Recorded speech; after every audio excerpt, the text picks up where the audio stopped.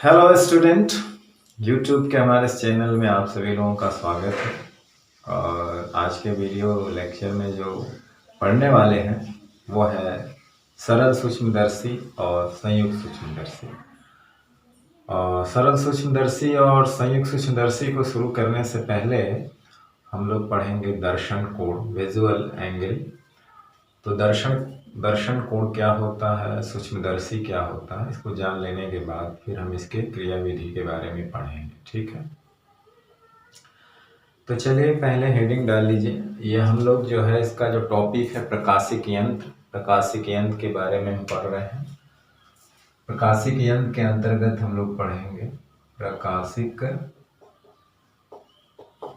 यंत्र के अंतर्गत हम लोग पढ़ेंगे पहले दर्शन कोण क्या होता है।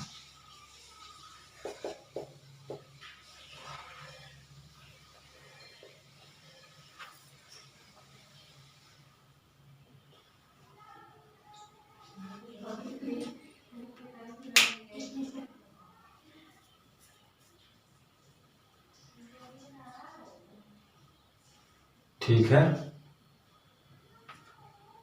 दर्शन कोण क्या होता है। तो दर्शन कोण जो है यानी कि किसी वस्तु द्वारा हमारे आँख पे बना कोण जो होता है वो दर्शन कोण कहलाता है। यानी अगर कोई वस्तु हमारे सामने रखी है, वो वस्तु जो है हमारे आँख पर, नेत्र पर कितना एंगल अंतरित करती है ना, कोण बनाती है, वो दर्शन कोण कहलाता है। दर्शन कोण से हम आँख पर बने दर्शन कोण के हिसाब से सामने वाली वस्तु छोटी या बड़ी दिखाई देती है। अगर वस्तु द्वारा बना दर्शन कोण आँख पर अगर बड़ा है तो वस्तु बड़ी दिखाई देगी, अगर छोटा है तो छोटी दिखाई देगी। वो वस्तु का बड़ा या छोटा दिखाई देना आँख पे बने दर्शन कोण से निर्धारित होता है। बड़ा दर्शन कोण है तो वस्तु बड़ी दिखाई देगी, छोटा दर्शन कोण है तो वस्तु छोटी दिखाई देगी। जैसे एक ही साइज की अगर दो वस्तुएं हैं और एक नज़दीक रखी है और एक बहुत दूर रखी है, तो जबकि देखिए सेम साइज की चीज़ है और बहुत दूर रख देंगे तो जो वही वस्तु दूर होने की वजह से हमारे आँख पे छोटा एंगल अंतरित करती है, और वही अगर पास है तो वही वस्तु हमारे आँख पर बड़ा कोण अंतरित करती है। तो इसीलिए एक ही साइज की दो वस्तुएं अगर बहुत दूर और पास रखी हैं तो एक छोटी दिखेगी और एक जो है बड़ी दिखेगी, जबकि रियल में दोनों सेम साइज की होती हैं। अभी हम देखेंगे। तो पास रखने से वस्तुएं बड़ी दिखाई देती हैं, ये भी हम समझेंगे कि आँख के पास देखने की एक लिमिट होती है कि जहाँ तक वो स्पष्ट और वस्तु को बहुत बड़ा देख सकती है। ठीक है ना, उससे अगर नज़दीक लाएंगे तो वस्तु धुंधली या ब्लर हो जाती है। ठीक है, एक लिमिट होती है आँख के सामने जिसमें बड़ी वस्तु वस्तु जो है बहुत बड़ी दिखती है। ठीक है, तो पहले हम लोग दर्शन कोण की डिफिनीशन देख लेते हैं, फिर समझते हैं। ठीक है, तो किसी वस्तु द्वारा आँख पे बने कोण को,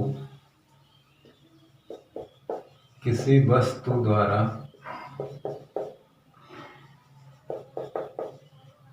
आँख पर बने कोण को दर्शन कोण कहते हैं। किसी वस्तु द्वारा आँख पर बने कोण को दर्शन कोण कहते हैं। आँख पर बने दर्शन कोण से ही, आँख पर बने दर्शन कोण से ही निर्धारित होता है कि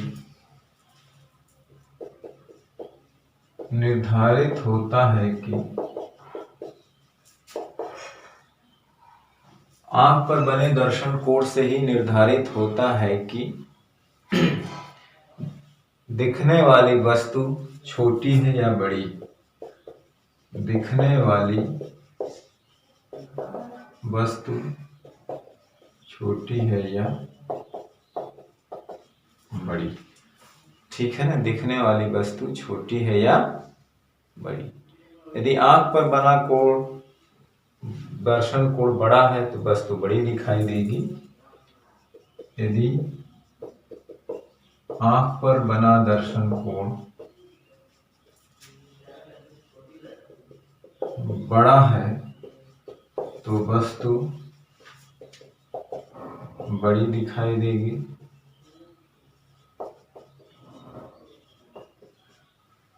यदि आंख पर बना दर्शन कोण छोटा है तो वस्तु छोटी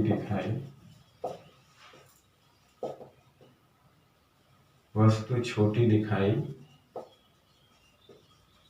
देती है। ठीक है ना। तो कहने का मतलब है कि आंख पर वस्तु द्वारा बने दर्शन कोण पे निर्धारित होती है। ठीक है। अब जैसे कि एक ही वस्तु है, जैसे ये आंख है ना।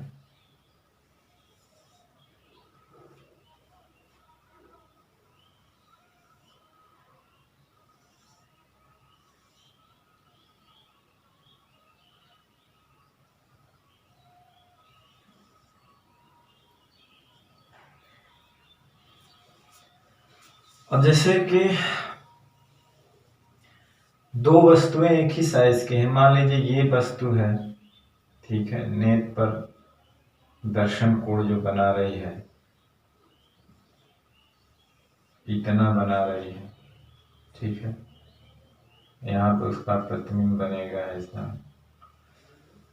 ठीक है। इतने ही बड़ी वस्तु अगर हम दूर ले लें तो आंख पे हमारा उसका द्वारा बना दर्शन कोण क्या हो जाएगा, छोटा हो जाएगा, तो वो छोटी दिखाई देगी। तो कोई जरूरी नहीं है कि दो समान साइज की वस्तुएं भी छोटी बड़ी दिखाई देती हैं। वो निर्धारित करता है कि वस्तु आंख से कितनी दूरी पे रखी गई। यानी कि वो नजदीक रखी जाएगी तो वो बड़ी दिखेगी, अगर दूर होती जाएगी तो वो दर्शन कोण छोटा बना पाएगी और वो छोटी दिखेगी। और जैसे हमें किसी वस्तु को बड़ा देखना है तो जैसे कि हम वस्तु को पास लाते जाएं ऐसे लाते जाएं, इससे तो बड़ी चीज दिखती है। जैसे कि ये है, कोई है, इस पे अक्षर कोई लिखा है, इससे दूर है तो छोटा दिख रहा है, ऐसे लाते जाएं तो उसका प्रतिबिंब बड़ा दिखा, और करीब लाते हैं तो धुंधला हो जाए। ठीक है, ये कुछ दूरी पर सही दिख रहा है। तो कहने का मतलब है कि आंख से एक निश्चित दूरी होती है, एक आंख की सीमा होती है, जहां पर अगर कोई वस्तु रखी जाती है तो उसका प्रतिबिंब बड़ा दिखाई देता है। और वो दूरी होती है आंख से 25 सेंटीमीटर की दूरी होती है, जिसे हम लोग अस्पष्ट दृष्टि की न्यूनतम दूरी कहते हैं। स्पष्ट दृष्टि की न्यूनतम दूरी पर ही रखी वस्तु का आंख पर बड़ा दर्शन कोण सबसे बड़ा होता है और वो वस्तु हमको बड़ी दिखाई देती। इसीलिए जब हम पास ला करके कोई चीज रोक देते हैं 25 सेंटीमीटर की दूरी पर तो वो बड़ा दर्शन कोण बनाती है, वो वस्तु बड़ी दिखती है। और वही वस्तु जब हम दूर लेते जाते हैं तो वो हमारा वो छोटी होती जाती है, क्योंकि उसके द्वारा बना दर्शन कोण छोटा होता है। इसलिए चंद्रमा जो है नजदीक है और तारे दूर हैं, जबकि चंद्रमा के मुकाबले तारे कई गुना बड़ा है। चंद्रमा से तारे कई गुना बड़ा है, कई तारे हैं सूर्य से कई गुना बड़े हैं, लेकिन वो हमसे इतनी दूर है कि उनके द्वारा आंख पे बना दर्शन कोण इतना कम होता है कि हमको टिमटिमाते हुए दिखाई देते, छोटे से। जबकि वहीं पे चंद्रमा उनसे कई गुना छोटी है, लेकिन हमसे बहुत पास है, तो हमारे आंख पे वो बहुत बड़ा दर्शन कोण बनाती है, इसलिए वस्तु बड़ी दिखती है। एक चीज और जान लें कि जो स्पष्ट दृष्टि की न्यूनतम दूरी होती है उस पे रखी हुई वस्तु का प्रतिबिंब आंख में सबसे बड़ा दिखाई देता है और वो बड़ा दर्शन कोण बनाती है। और इसका इस्तेमाल हम आगे भी करेंगे। और जैसे जैसे वस्तु को दूर लेते जाते हैं वस्तु छोटी होती जाती है। हम पास लाते हैं तो वस्तु हमको बड़ी दिखती है, दूर ले जाते हैं तो छोटी, और एक सीमा के बाद अगर लाते हैं तो वही वस्तु हमको धुंधली दिखने लगती है। ठीक है ना। उस समय आँख की आवर्धन क्षमता जो है बहुत ज्यादा होती है। उस समय आँख आवर्धित वस्तु को आवर्धित देखती है। ठीक है ना। मैक्सिमम मैग्निफिकेशन होता है 25 सेंटीमीटर की दूरी पर।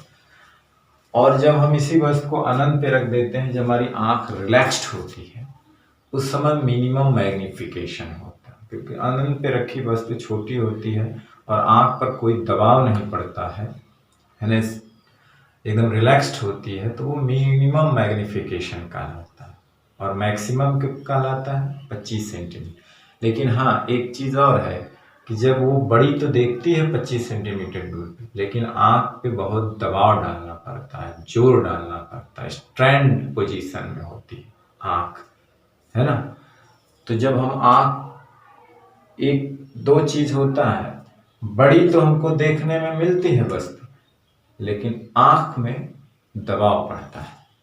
तो कहने का मतलब अगर हमको बड़ा देखना है तो आंख में दबाव डालना ही पड़ेगा, और छोटा देखना है तो रिलैक्स्ड, मतलब आनंद की चीज का ऐसे। ठीक है ना।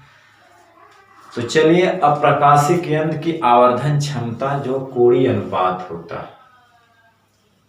ठीक है। हम आंख की आवर्धन क्षमता नहीं, यंत्र की आवर्धन क्षमता की बात करें। प्रकाशिक यंत्र की आवर्धन क्षमता एक कोण के रूप में रहेगा। प्रकाशिक यंत्र की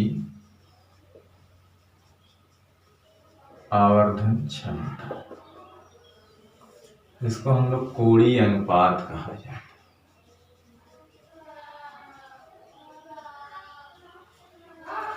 ठीक है। अब देखिए, जैसे बहुत सिंपल है, प्रकाशिक यंत्र की जो आवर्धन क्षमता होती है वो एक कोणीय अनुपात होता है। तो जैसे कि कोई वस्तु है,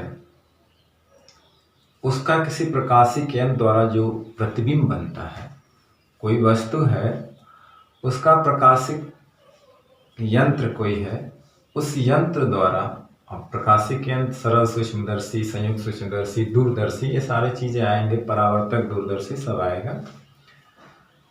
तो उसके द्वारा, प्रकाशिक यंत्र द्वारा वस्तु का जो प्रतिबिंब बनता है, वो प्रतिबिंब आंख पर जितना एंगल अंतरित करता है, आंख पर जितना कोण बनाता है, जिसको हम लोग क्या कहते हैं, बीटा कह लें, बीटा एंगल बनाता है। एक चीज, यानी किसी प्रकाशिक यंत्र द्वारा किसी वस्तु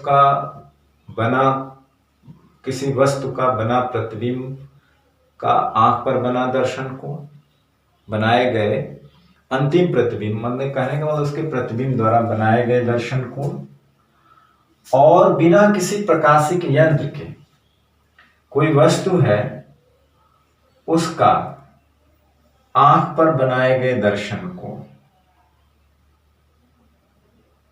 उसका आंख पर बनाए गए दर्शन कोण, जबकि वो स्पष्ट दृष्टि की न्यूनतम दूरी पे रखी हो, है ना। जबकि वो क्या हो,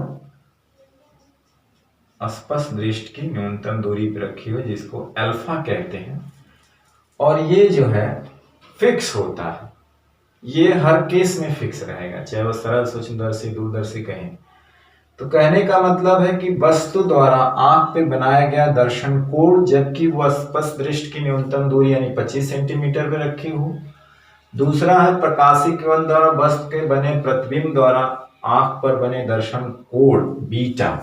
तो बीटा और अल्फा, यानी कि जब बिना प्रकाशिक यंत्र का जो अनुपात होता है, उसी को हम लोग कहते हैं प्रकाशिक यंत्र की आवर्धन क्षमता। उसी को क्या कहते हैं, प्रकाशिक यंत्र की आवर्धन क्षमता। और इसे हम लोग यम से प्रदर्शित करते हैं, कैपिटल यम लगा देंगे यहाँ पे, ठीक है ना। तो उसे हम लोग कैपिटल यम से प्रदर्शित करते हैं, ठीक है।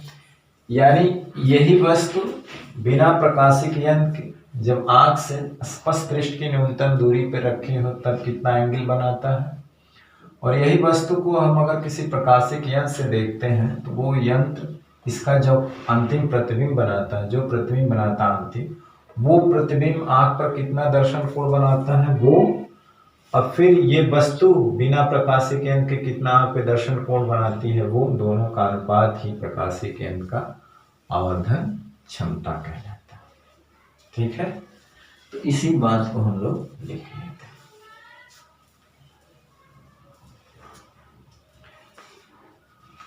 ठीक है, तो प्रकाशिक यंत्र की आवर्धन क्षमता, प्रकाशिक यंत्र की आवर्धन क्षमता यंत्र द्वारा बनाए गए आवर्धन क्षमता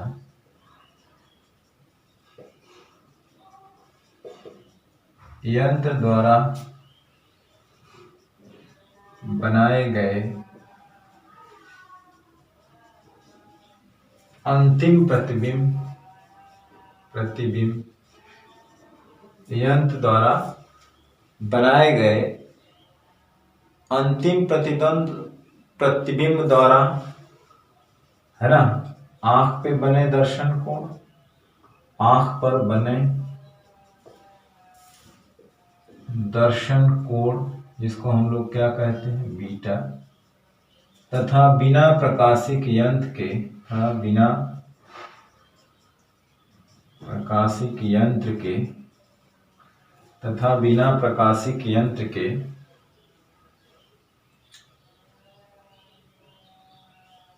वस्तु द्वारा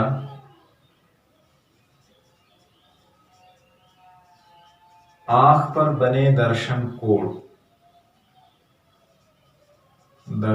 कोण जिसको हम लोग क्या कहेंगे, अल्फा, कोष्ठ में लिखेंगे कि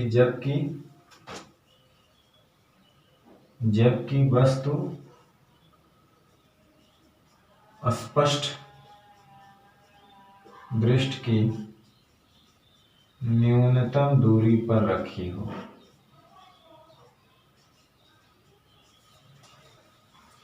यहाँ पे के अनुपात को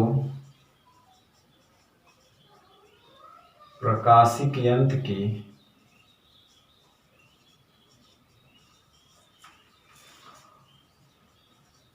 आवर्धन क्षमता कहते हैं, प्रकाशिक यंत्र की आवर्धन क्षमता कहते हैं। इसे कैपिटल एम से प्रदर्शित करते हैं। ठीक है,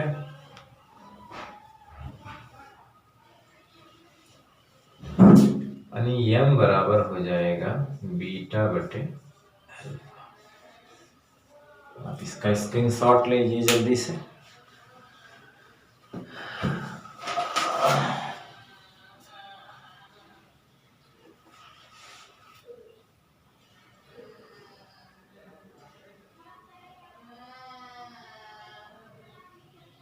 ठीक, चलिए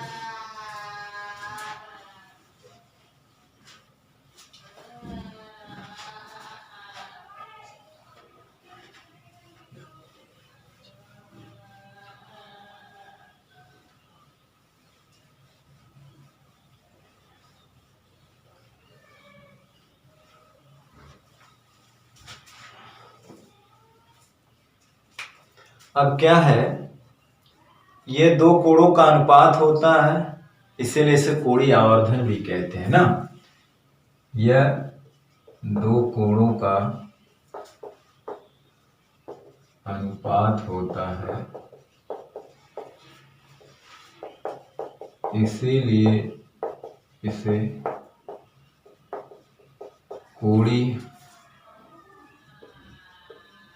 आवर्धन भी कहते हैं, इसीलिए इसे कोणीय आवर्धन भी कहते हैं। और यह एक विमाहीन अदिश राशि है ना, इसका कोई मात्रक नहीं होता। यह एक विमाहीन अदिश राशि है, इसका कोई मात्रक नहीं होता। का कोई मात्रक नहीं होता। यह एक बीमाहीन अदिश राशि है, इसका कोई मात्रक नहीं होता। ठीक है, तो m बराबर हम क्या लिखेंगे, अंतिम प्रतिबिंब द्वारा आंख पर बना दर्शन कोण, अंतिम प्रतिबिंब द्वारा आंख पर बना दर्शन कोण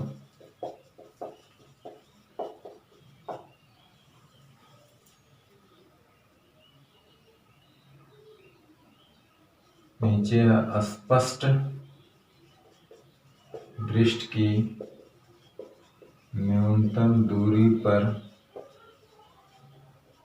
रखी वस्तु द्वारा आंख पर बना दर्शन कोण अल्फा। ठीक है, ये होता। अब आता है सूक्ष्मदर्शी, है ना। तो सूक्ष्मदर्शी को दो भागों में बांटा गया है, एक है सरल सूक्ष्मदर्शी और दूसरा है संयुक्त सूक्ष्मदर्शी। सरल सूक्ष्मदर्शी, संयुक्त सूक्ष्मदर्शी। तो हम लोग पहले सरल सूक्ष्मदर्शी के बारे में पढ़ेंगे, फिर संयुक्त सूक्ष्मदर्शी के बारे में पढ़ेंगे। पहले लिखते हैं सूक्ष्मदर्शी होता क्या है।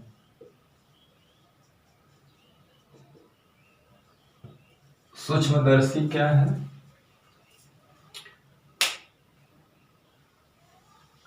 एक ऑप्टिकल इंस्ट्रूमेंट होता है। सूक्ष्मदर्शी के प्रकाशिक यंत्र होता है ना। सूक्ष्मदर्शी एक प्रकाशिक,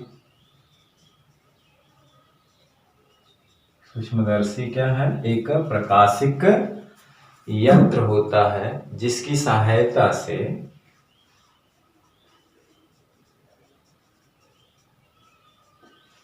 अत्यंत सूक्ष्म वस्तुओं को, अत्यंत सूक्ष्म वस्तुओं को बड़ा करके देखने में काम आता है। वस्तुओं को बड़ा करके देखने के काम में आता है।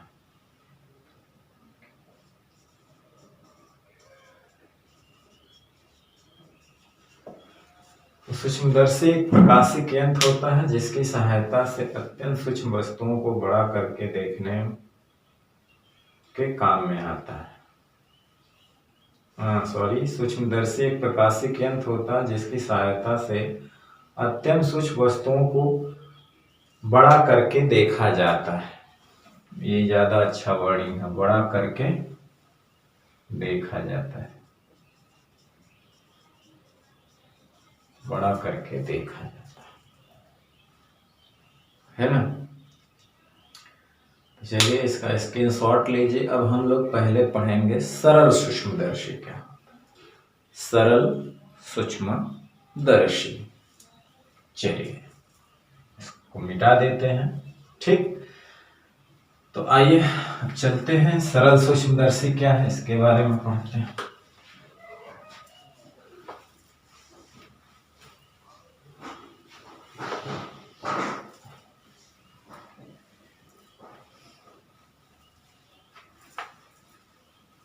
ठीक, पहला हम लोग पढ़ेंगे सरल सूक्ष्मदर्शी यानी कि सिंपल माइक्रोस्कोप।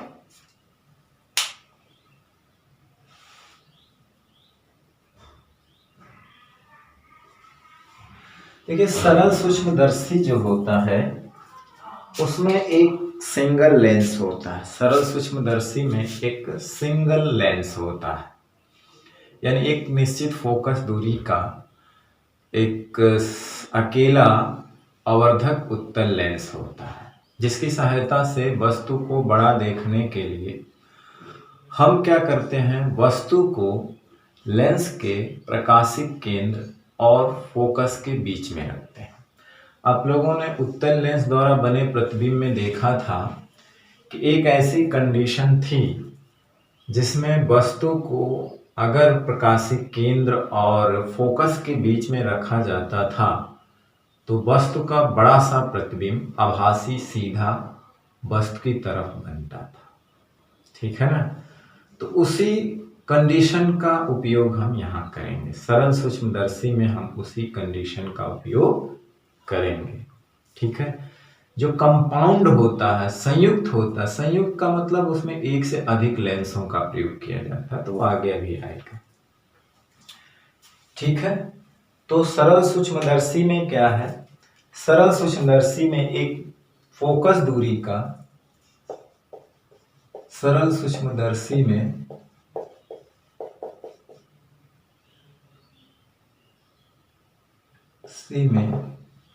सरल सूक्ष्मदर्शी में एक फोकस दूरी का निश्चित फोकस दूरी का या फोकस दूरी का अकेला आवर्धक उत्तल लेंस होता है, आवर्धक उत्तल लेंस होता है। इसकी सहायता से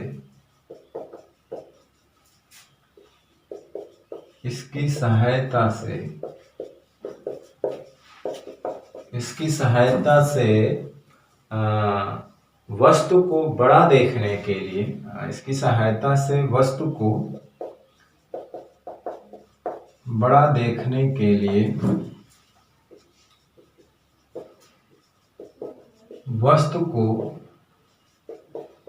लेंस के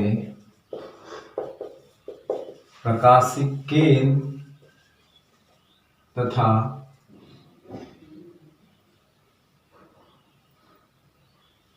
इसके प्रथम फोकस के मध्य में रखा जाता है, मध्य में रखा, जिससे वस्तु का बड़ा आवर्धित प्रतिबिंब, जिससे वस्तु का बड़ा आवर्धित प्रतिबिंब वस्तु की तरफ बन जाता है, वस्तु के तरफ ही बनता है, बन जाता है। ठीक है। अब इसमें क्या है, अब इसकी आवर्धन क्षमता की बात करते हैं। ठीक है ना, सरल सूक्ष्मदर्शी। अब इसकी आवर्धन क्षमता की बात करते हैं, तो पहले सरल सूक्ष्मदर्शी की कंडीशन बनाते हैं। इसमें क्या होता है, एक आवर्धक निश्चित फोकस दूरी का उत्तल आवर्धक लेंस होता है।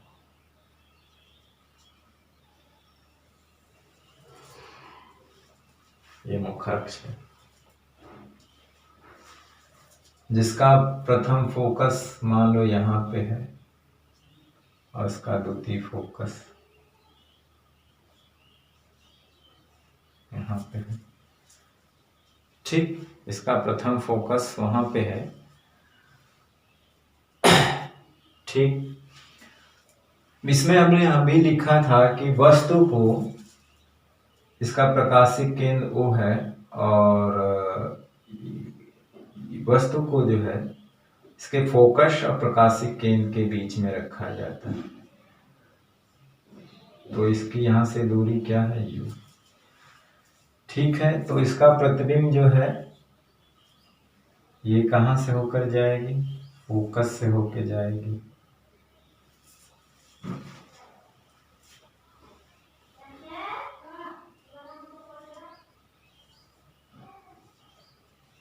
ठीक। और दूसरा जो है इसके प्रकाशिक केंद्र से ले लेते हैं।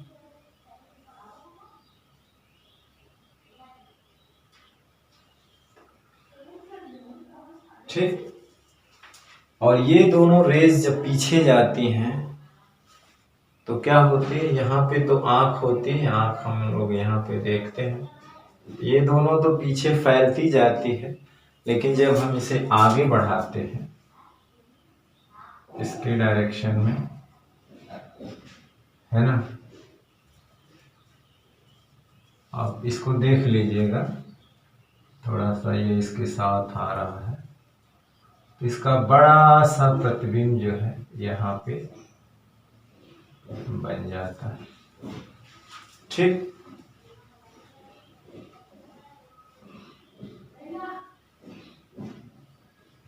तो उस प्रतिबिंब द्वारा आंख पर बना दर्शन कोण क्या है, बीटा। और एक आंख पर बना कोण वस्तु द्वारा जब वो स्पर्श दृष्टि की न्यूनतम दूरी पे रखा हो, जिसको हम लोग कहते हैं अल्फा। मान लीजिए वस्तु की ऊंचाई HO है, ये भी वस्तु HO है, और ये प्रतिबिंब है जिसको हम लोग HI कहते हैं, इमेज। ठीक, तो आवर्धन क्या होता है,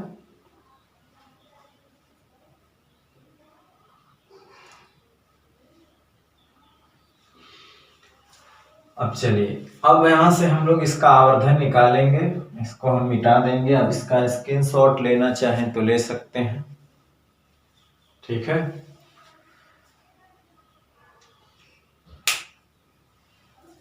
चलिए इसको मिटा करके यहाँ पे इसका आवर्धन क्षमता निकालते हैं। फिर उससे दो कंडीशन लेंगे, एक कंडीशन मिनिमम मैग्निफिकेशन की होगी और एक कंडीशन मैक्सिमम मैग्निफिकेशन की। तो जानते हैं आवर्धन क्षमता बराबर होता है बीटा अपान अल्फा। क्योंकि ये एंगल बहुत छोटे होते हैं तो हम जो है tan बीटा को बीटा ले लेंगे और tan अल्फा को अल्फा ले लेंगे। ठीक है,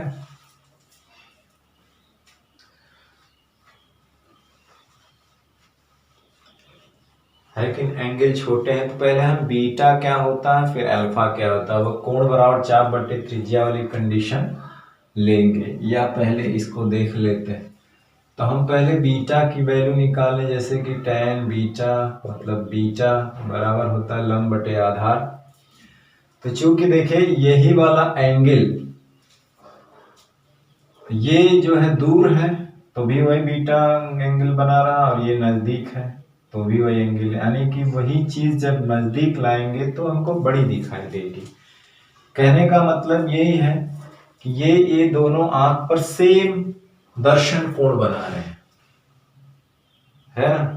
तो कहने का मतलब बीटा बराबर जिसे हम लोग चाहें तो HI बटे U लिख सकते हैं, या इसी को हम लोग क्या लिख सकते हैं HO बटे U।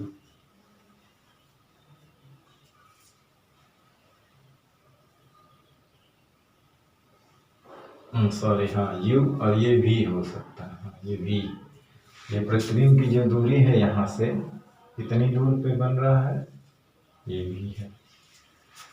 और उसी तरह से tan अल्फा जिसका मान तो फिक्स होता है, ये हो जाएगा HO बटे D, जिसको हम लोग अल्फा लिखेंगे। तो m की वैल्यू यहाँ से क्या आ जाएगी, बीटा की वैल्यू है HO बटे U और अल्फा की वैल्यू है HO बटे D। HO कट जाएगा, D बटे U, यानी कि m बराबर आ जाएगा D बटे U। यानी हमारा ये जनरल मैग्निफिकेशन का फार्मूला आ गया, मेन फार्मूला क्या, D बटे U, D बटे U। ठीक है, अब चलिए इसकी दो कंडीशन देख लेते हैं। एक वो जब अंतिम प्रतिबिंब स्पर्श दृष्टि की न्यूनतम दूरी पर बने, मतलब कि जब ये देखिए इसको अगर मैक्सिमम मैग्निफिकेशन से देखना है, इसका जो अधिकतम आवर्धन कब होता है, जैसे हम आंख के पास अगर कोई वस्तु लाते हैं ये दूर ले जाते हैं छोटी होती है, जैसे जैसे जैसे जैसे पास लाते हैं इसका फिगर बढ़ता जाता और 25 सेंटीमीटर, जिसको हम लोग स्पष्ट दृष्टि की न्यूनतम दूरी पर रखते हैं तो ये बड़ी दिखाई देने लगती है ना।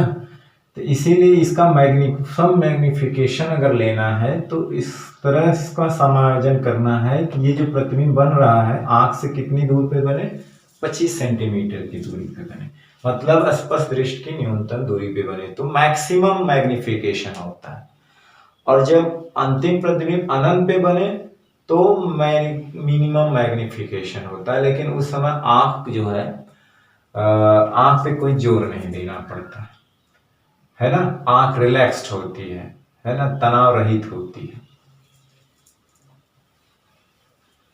तो इसमें दो कंडीशन है, मेन सूत्र हमारा ये है, ठीक। तो कंडीशन इसमें बनेगी क्या कि जब अंतिम प्रतिबिंब स्पष्ट दृष्टि की न्यूनतम दूरी पर बने, जब अंतिम प्रतिबिंब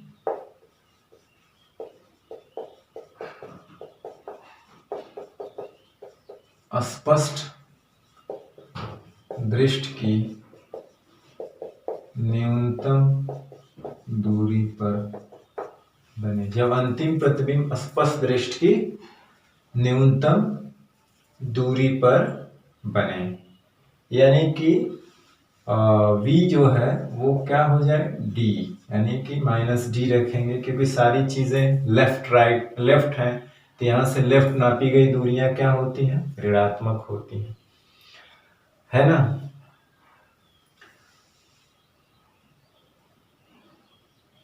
तो अंतिम प्रतिबिंब जब स्पष्ट दृष्टि की क्या हो, न्यूनतम दूरी पर बने, और u जो है हमेशा f से छोटा हो, फोकस दूरी से कम ही है,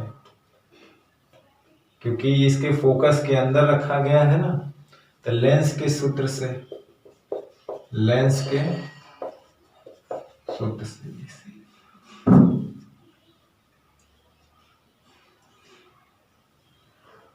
एक बटे एफ बी यू से। अब चलिए इसको रखते हैं, 1/f, ये हो जाएगा 1/-d और ये u, ठीक है। और u को भी तो माइनस रखना है क्योंकि ये भी लेफ्ट साइड में है, तो वो -d है तो u भी -d है, और u की वैल्यू जो है वो भी नेगेटिव रहेगी। अब क्या करें, d से ऊपर नीचे गुणा कर दें तो d/f, यहाँ पे -1 हो जाएगा, ये +d/u हो जाएगा, ठीक।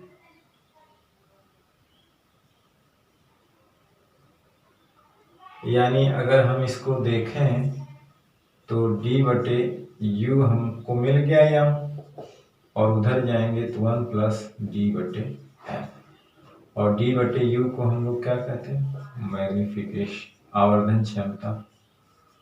तो ये कंडीशन कब है, मैक्सिमम मैग्निफिकेशन की, जो md यानी मैक्सिमम अधिकतम आवर्धन की कंडीशन है, अधिकतम आवर्धन की स्थिति है। तो 1+d/f होता है, 1+d/f। यानी यहां पर भी देखिए v/-d रखेंगे, u तो नेगेटिव रहेगा ही इस साइड में, है ना, तो सारी दूरियां नेगेटिव है, नेगेटिव के साथ रखेंगे, चिन्ह के साथ सभी को रखेंगे ना। जैसे फार्मूला हम लोग पीछे ड्राइव किए तो सबको हमने चिन्ह के साथ रखा था ना, तो इसी तरह सभी चीज को चिन्ह के साथ रखेंगे इसमें। अब दूसरी कंडीशन यह है कि जब अंतिम प्रतिबिंब अनंत पर बने, मिनिमम मैग्निफिकेशन। चलिए इसका स्क्रीनशॉट ले लेते हैं, इसको मिटा देते हैं, ठीक।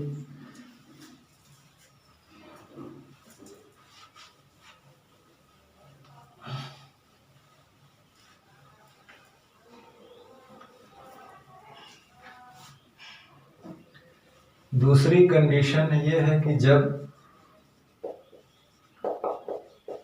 अंतिम प्रतिबिंब जो है अनंत पर बने, अनंत पर बने,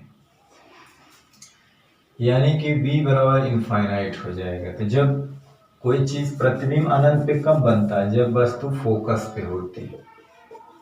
जब वस्तु कहाँ पे होती है? फोकस पर होती है।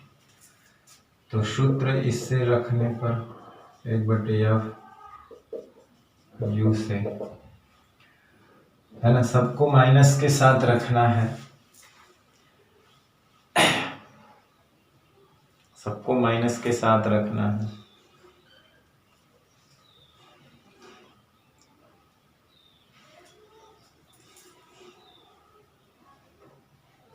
यानी यहाँ पे आ जाएगा f, और ये 1/इनफाइनाइट, ये हो जाएगा f, यानी ये 0 हो जाएगा।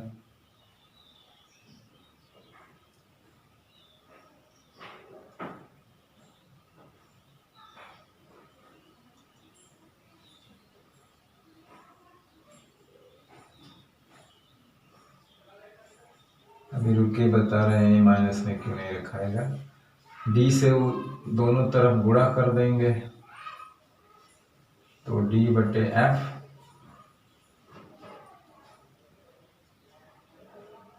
माइनस d/f,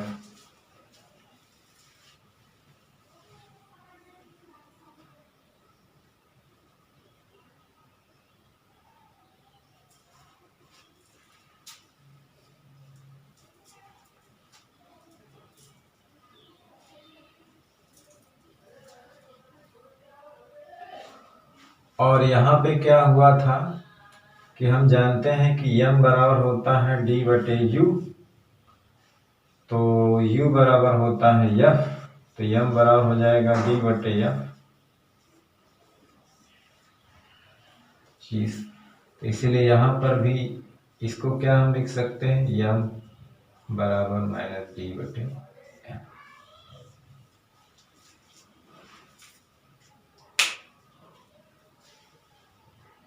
इसको हम तो वहीं पे लिख सकते थे, हम वहीं लिख सकते थे कि हम जानते हैं कि m बराबर d/u होता है, u उस वक्त f हो जाएगा तो d/f हो जाएगा। ये जो होता है जब ये अंतिम प्रतिबिंब बनता है तो यानी मिनिमम, न्यूनतम आवर्धन होता है, न्यूनतम आवर्धन की स्थिति में, ठीक है।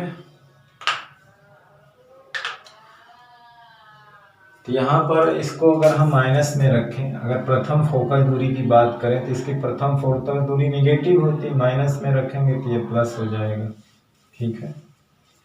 द्वितीय फोकस दूरी तो थी ना, ये वाली दूरी हम प्रथम फोकस दूरी ही होगी, वस्तु अनंत पे जाएगी।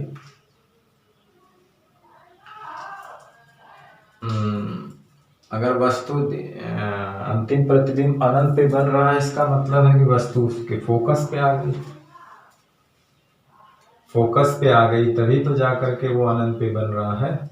ये प्रथम फोकस दूरी, हालांकि उत्तल लेंस की द्वितीय फोकस दूरी पॉजिटिव होती है, जिसको हम काउंट, तो वो ये है, द्वितीय फोकस दूरी यहाँ पे है, ये तो ये प्रथम फोकस दूरी है, तो ये होता है d/m। आप डायरेक्ट यहाँ से भी रख सकते हैं, ठीक है।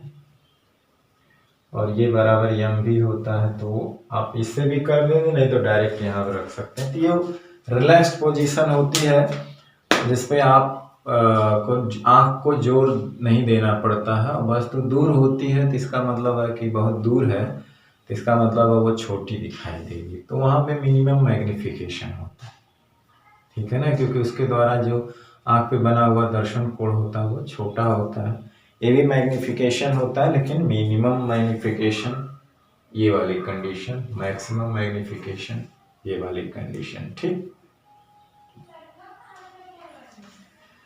तो चलिए अब हम लोग पढ़ते हैं संयुक्त सूक्ष्मदर्शी के बारे में।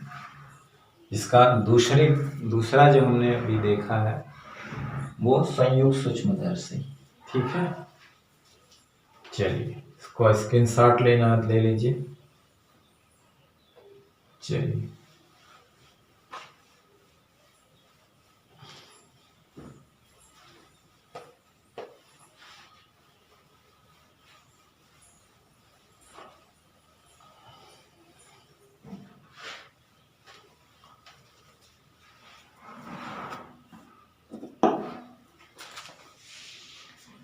तो अब हम लोग पढ़ने जा रहे हैं संयुक्त सूक्ष्मदर्शी। ठीक है,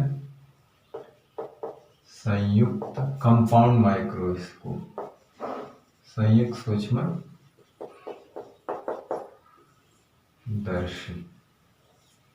ठीक है, संयुक्त सूक्ष्मदर्शी।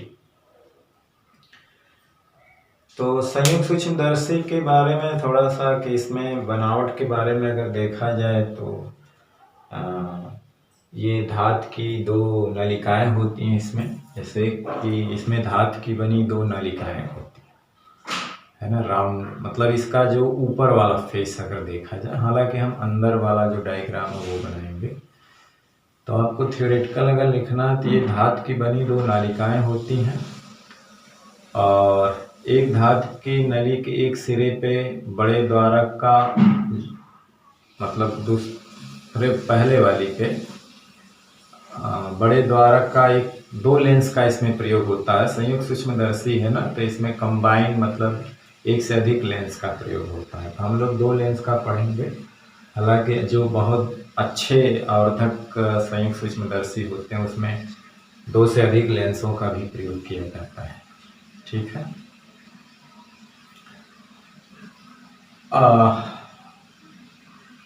अभी जो हमने जो पढ़ा है ये सूक्ष्मदर्शी, ये जो सरल सूक्ष्मदर्शी पढ़ा है, इसकी जो आवर्धन क्षमता होती है वो ज़्यादा नहीं होती है। मतलब ये वस्तुओं को केवल एक तरह से 9 गुना, 7 गुना, 5 गुना ही आवर्धित करता है। तो कहीं कहीं हमें वस्तु को कई गुना आवर्धित करना पड़ता है, यानी उसको देखना पड़ता है छोटी चीज़ को बड़ा करके। जैसे संयुक्त सूक्ष्मदर्शी है उसमें 100 गुना, 200 गुना प्रतिबिंब, वस्तु के प्रतिबिंब को आवर्धित किया जा सकता है। इसके आवर्धन की जो लिमिटेशन है वो कम है, इसीलिए इसके स्थान पे जो है वो इसकी आवर्धन को हम बढ़ा भी नहीं सकते। इसके आवर्धन को हम बढ़ा नहीं सकते क्योंकि इसकी एक आवर्धन फिक्स होती है। ये तभी तक आवर्धित काम करेगा जब वस्तु प्रकाशिक केंद्र और फोकस के बीच में रहेगा। अब हम फोकस पे इसको ले जाएंगे तो आवर्धन जो और भी छोटा हो जाएगा। तो कहने का मतलब होता है, और वस्तु को जब हम और करीब लेके जाएंगे तो आँख उसको देखना संभव नहीं है ना, आँख को और वो धुंधला दिखाई देगा। तो इसीलिए कहने का मतलब है कि मेन चीज़ ये है कि इसकी जो आवर्धन क्षमता है वो 9 गुना से ज़्यादा नहीं है। मैक्सिमम अगर देखा जाए तो 9 गुना है, वैसे 7 गुना से ज़्यादा नहीं होती है। तो चलिए हम लोग संयुक्त सूक्ष्मदर्शी की बात करते हैं। तो संयुक्त सूक्ष्मदर्शी में क्या होता है कि इसमें धातु की बनी 2 नलिकाएं होती हैं। एक नलिका पतली होती है और एक नलिका थोड़ी सा मोटी होती है। बड़े मुख वाली होती है, एक छोटे मुख वाली होती है। बेलनाकार होती है, धातु की नलिकाएं होती हैं, और छोटी वाली बड़े के अंदर खिसकाई जा सकती है। ठीक है, यानी इस तरह के होते हैं।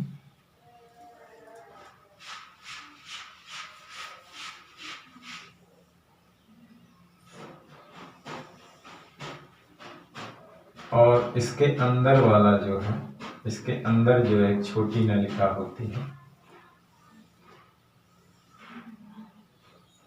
यहाँ पे स्क्रू पेंच की व्यवस्था होती है जिसकी सहायता से इसको अंदर बाहर खिसकाया जा सकता है। पेच लगा होता है, ठीक है। नली के एक सिरे पर छोटे द्वारक का छोटी फोकल दूरी का उत्तल लेंस होता है, जिसको अदृश्यक लेंस कहते हैं। और नली इसके दूसरे सिरे पे एक बड़ा द्वारक बड़ी फोकल दूरी का उत्तल लेंस होता है, जिसको हम लोग अवर्णक लेंस होता है, जिसको हम लोग मतलब है कि दोष विहीन लेंस, जिसको हम लोग नेत्रिका लेंस कहते हैं। चूंकि ये वस्तु के ऑब्जेक्ट के पास होता है, इसीलिए इसे अदृश्यक ऑब्जेक्ट लेंस कहते हैं। चूंकि ये आंख के पास होता है, इसीलिए इसको हम लोग नेत्रिका लेंस कहते हैं। आई पीसेस, आई लेंसेस कहते हैं या नेत्रिका लेंस कहते हैं, ठीक है। तो और दोनों लेंसों की जो बीच की दूरी होती है, वो उसे हम लोग सूक्ष्मदर्शी की लंबाई बोलते हैं। यहाँ से यहाँ तक की जो दूरी होती है, उसको हम लेंस की क्या उसको हम सूक्ष्मदर्शी की क्या बोलते हैं, लंबाई के। और सूक्ष्मदर्शी की लंबाई को इस पेच द्वारा बदला जा सकता है, मतलब इनकी बीच की दूरी को आगे पीछे खिसकाया जा सकता है, मतलब हमें अच्छा प्रतिबिंब और अधिक प्रतिबिंब बनाने के लिए, ठीक है।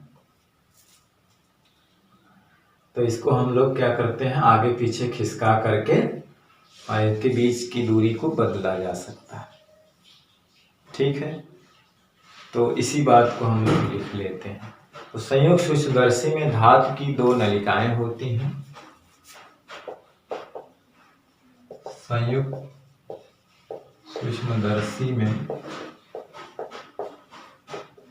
धातु की बनी दो नलिकाएं होती हैं। धातु की बनी दो नलिकाएं होती हैं जो एक दूसरे के भीतर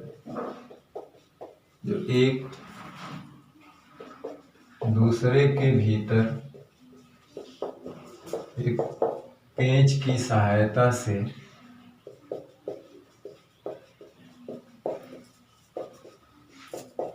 आगे पीछे खिसकाई जा सकती हैं, आगे पीछे खिसकाई जा सकती हैं, ठीक है ना। दो नलिकाएं होती हैं, ये और वो, है ना।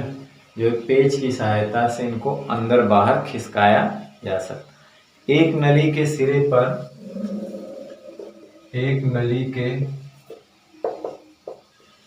पर छोटे द्वारक तथा छोटी फोकस दूरी का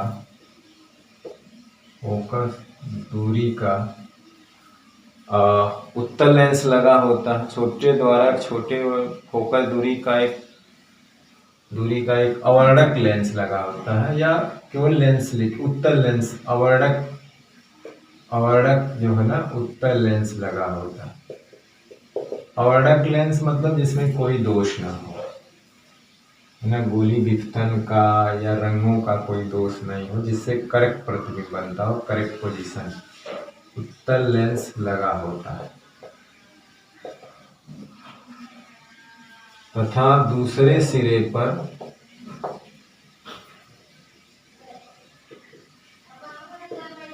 बड़े द्वारक तथा बड़ी फोकस दूरी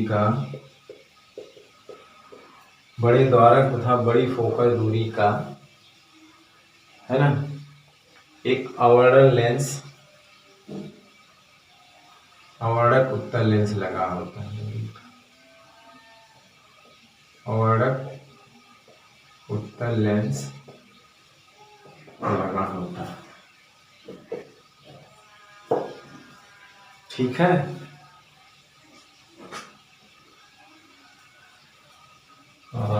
एक चीज तो इसमें हो गया, छोटे द्वारक तथा छोटी फोकल दूरी का अवर्णक उत्तल लेंस लगा होता है, जिसे अदृश्यक लेंस कहते हैं,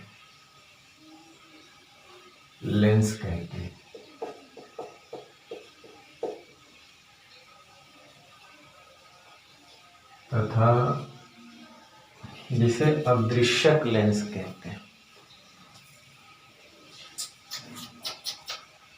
चीज छूट गया, अधूरा लग रहा था, क्योंकि ये वस्तु की ओर होता है।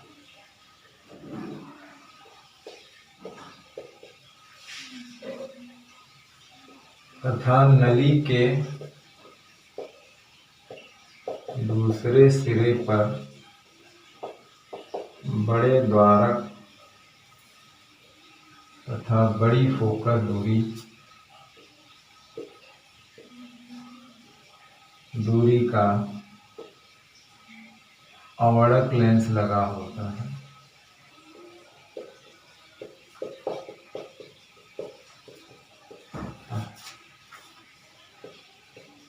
जिसे नेत्रिका लेंस कहते हैं।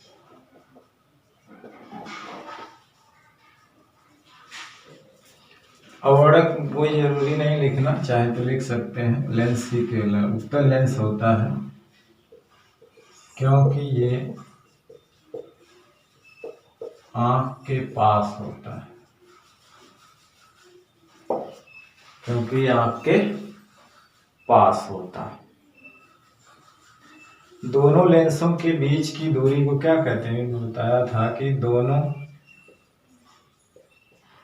लेंसों के बीच की दूरी को सूक्ष्मदर्शी की लंबाई कहते हैं। सूक्ष्मदर्शी की लंबाई कहते हैं।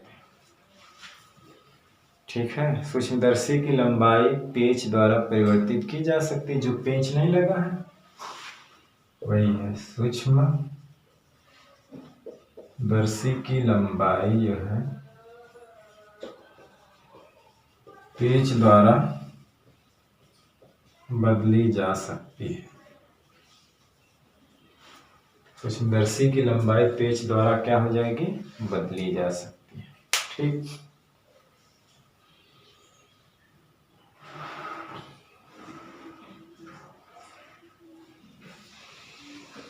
तो इस बात का स्क्रीनशॉट ले लीजिए। अब चलते हैं इसका जो रियल अंदर का जो पिक्चर कैसा बनता है उसके बारे में।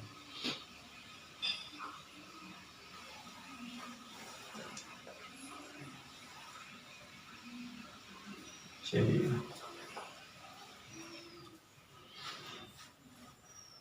अवर्धक लेंस का मतलब होता है ना, लेंसों का युग्म होता है जिससे लेंस से कोई दोष ना हो, प्रतिबिंब स्पष्ट बने, है ना। उनमें ना रंगों का कोई दोष हो, ना प्रतिबिंब के आगे पीछे बढ़ने का कोई दोष हो, तो इसको अवर्धक लेंस कहा जाता है। अब देखिए, जिस सूक्ष्म वस्तु को देखना होता है उसे उसके फोकस दूरी से कुछ अधिक दूरी पर रखते हैं। मतलब हमको क्या है कि जब वस्तु को देखते हैं ना कि फोकस दूरी दुगनी फोकस दूरी के बीच में जब रखा जाता है तो उसका आवर्धित प्रतिबिंब बनता है। उसका क्या होता है, आप लोगों ने वहाँ देखा होगा कि जब वस्तु को फोकस दूरी और दुगनी फोकस दूरी के बीच में रखा जाता था तो उसका प्रतिबिंब जो है आवर्धित बनता था, बस से वास्तविक उल्टा और बस से बड़ा बनता था। तो हम थोड़ा सा उसके पहले लेंस द्वारा थोड़ा सा बड़ा प्रतिबिंब बनाएंगे। तो जहाँ लेंसों का युग्म होता है वहाँ पहले लेंस द्वारा बना प्रतिबिंब जो होता है वो दूसरे लेंस के लिए वस्तु का काम करता है ना। तो हम देखिए दो कंडीशन यहाँ यूज करेंगे। एक कि जब वस्तु पहले कहाँ रखी जाएगी, फोकस दूरी दुगनी फोकस दूरी के बीच में, उसका प्रतिबिंब इस साइड बड़ा बनेगा। उस लेंसों के बीच की दूरी को आगे पीछे खिसका करके उस प्रतिबिंब को ऐसा समायोजित करेंगे कि वो प्रतिबिंब जो है वो अदृश्य जो नेत्रिका लेंस होता है बड़ा वाला उसके फोकस के अंदर आ जाए। अब जानते हैं कि जब प्रतिबिंब वस्तु फोकस के और प्रकाशिक केंद्र के बीच में होता है तो उसका प्रतिबिंब जाहिर सी बात है बड़ा सा बनता, आवर्धित बनता, कई गुना बड़ा बनता। ठीक है, तो लिखेंगे कि जिस सूक्ष्म वस्तु को देखना होता है उसके नीचे दूसरी लाइन से लिखेंगे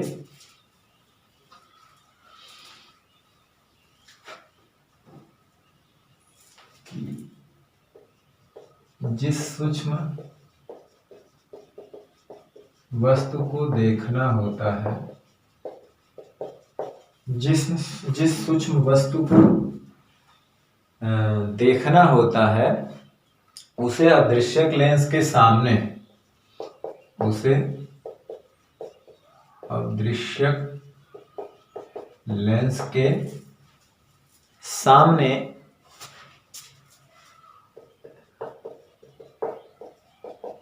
इसके फोकस दूरी f से कुछ अधिक दूरी पर रखते हैं, अधिक दूरी पर रखते हैं, कुछ अधिक दूरी पर रखते हैं। अब हम डायग्राम बनाएंगे, यानी प्रतिबिंब बनने की क्रिया जो है हम नीचे लिख दे रहे हैं कि प्रतिबिंब बनने की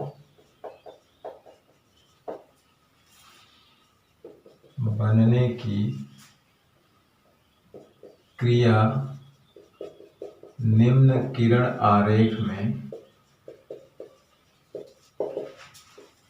प्रदर्शित, प्रतिबिंब बनने की क्रिया निम्न किरण आरेख में प्रदर्शित। ठीक है, एक छोटा वृषक लेंस छोटा होता है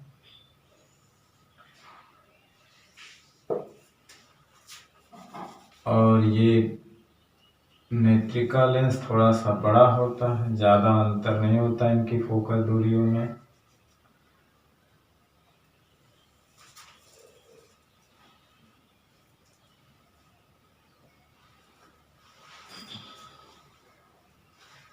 ठीक है, और वस्तु इसके फोकस से जरा सा दूर रखी जाती है, इसके फोकस दूरी से थोड़ा सा दूर रखते हैं। क्यों रखते हैं? क्योंकि उसका थोड़ा सा बड़ा और आवर्धित प्रतिबिंब बन जाए। ठीक है, जैसे कि हम इसको यहाँ पे FO1 रख सकते हैं, यहाँ पे FO2 और दुगनी फोकस दूरी से अधिक दूरी पर बनता है, तो इसे हम यहाँ पे दिखाएंगे नहीं, है ना, इस धर वाली चीज पे, क्योंकि इस जब ये फोकस और दुगनी फोकस दूरी के बीच में बनता है प्रतिबिंब, हम यहाँ रखते हैं अरे वस्तु, तो इसका प्रतिबिंब जो होता है वो दुगनी फोकस दूरी से दूर बनता है और आवर्धित बनता है। ठीक है, तो इसका फोकस हम यहाँ नहीं दिखा रहे हैं, इसका फोकस हम F दिखाएंगे यहाँ पे, है ना, क्योंकि ये बड़ा है तो ये दिखेंगे। तो यहाँ से जो रेस आई तो इसके फोकस से होकर जाएगी, भाई इसका जो फोकस होगा दुगनी वाला यहाँ होगा, और एक रेज हम लेंगे इसके यहाँ से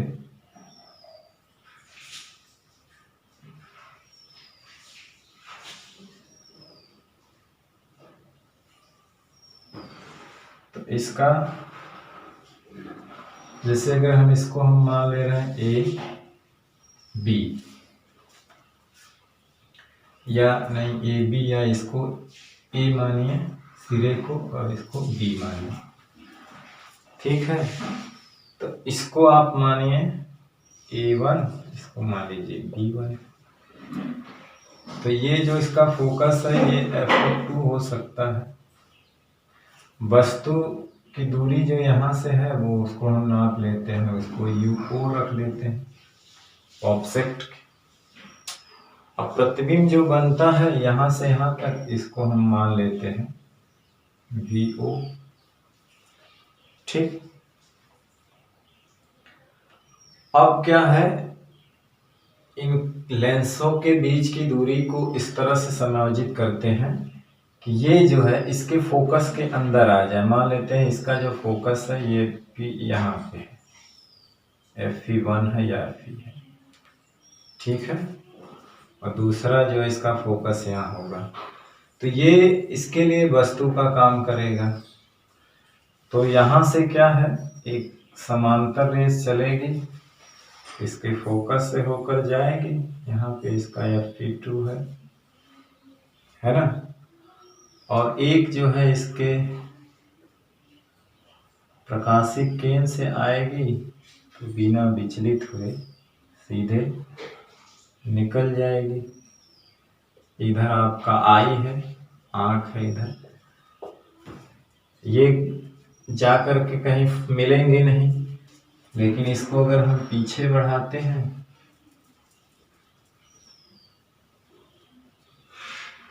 थोड़ा सा प्रतिबिंब बनाने में दिक्कत है, इसको जब हम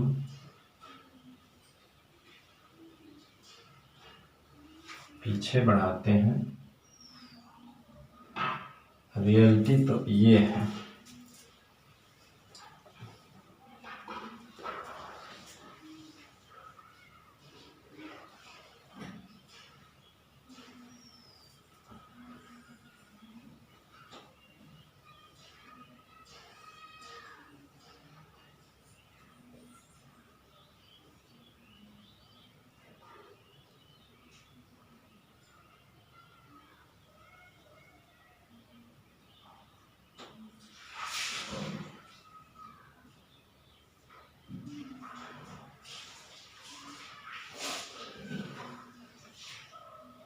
इसे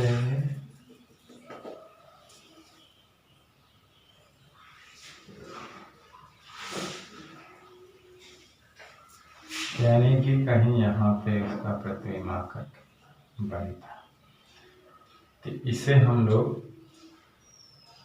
A2 और B2 कह सकते हैं।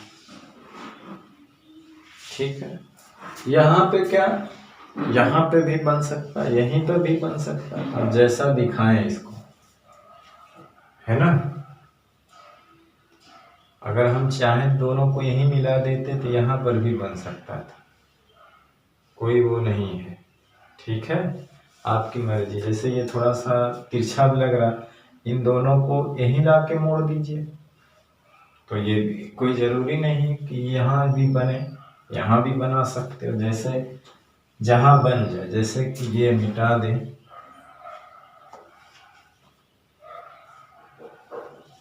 और इसको सीधा ले आओ,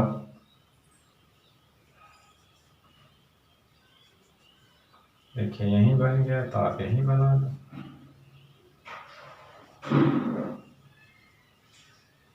कोई जरूरी नहीं, पीछे आपके डायग्राम के ऊपर है कहाँ बनता है। ठीक है, तो देखिए ये इसके फोकस के अंदर होता है, तो यहाँ से यहाँ की दूरी को हम मान लेते हैं UE है, और ये वाली दूरी को हम मान लेते हैं VE है। ठीक है, और ये अदृश्यक लेंस है, सॉरी नेत्रिका लेंस है, और ये जो है अदृश्यक लेंस है। इसकी फोकल दूरी F0, इसकी फोकल दूरी F3। ठीक, तो इसके डायग्राम का आप लोग ले लीजिए रेखा चित्र। अब इसके हम लोग फोकस के बारे में बात करते हैं। तो पहले तो आवर्धन क्षमता, संयुक्त सूक्ष्मदर्शी की आवर्धन क्षमता की बात, सॉरी फोकस कह दिए। अब इसकी आवर्धन क्षमता, फाइनल हम आवर्धन क्षमता निकालेंगे ना, और फिर उस फार्मूले से हम देखेंगे कि कब इसकी आवर्धन क्षमता मैक्सिमम, मिनिमम या क्या कंडीशन होता है, उसके आधार पर हम लोग देखेंगे। ठीक है, तो ये फिगर तो रहेगा, फिगर से जरूरी है देखना। ऊपर वाली चीज को हम मिटा देते हैं। ठीक है, चलिए अब इसकी आवर्धन क्षमता की बात करते हैं।